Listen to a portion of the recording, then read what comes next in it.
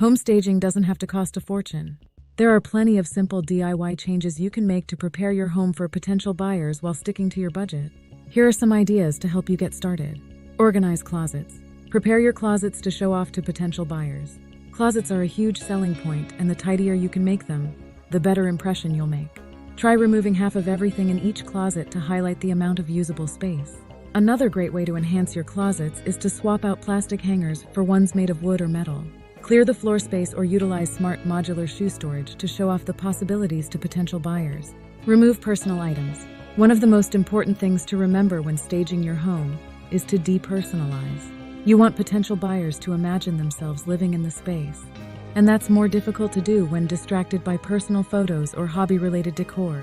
Anything personally identifying should be stowed away, but you don't have to remove everything. Keep the more neutral decorative pieces like framed nature photography or artwork to add interest to the space without causing distraction. Declutter. Getting rid of general household clutter should be the first step in your staging journey. However, you can take it further by applying it to your furniture and larger decorative items as well as small belongings. Examine each room in your home and find at least one furniture piece you can remove to make more space.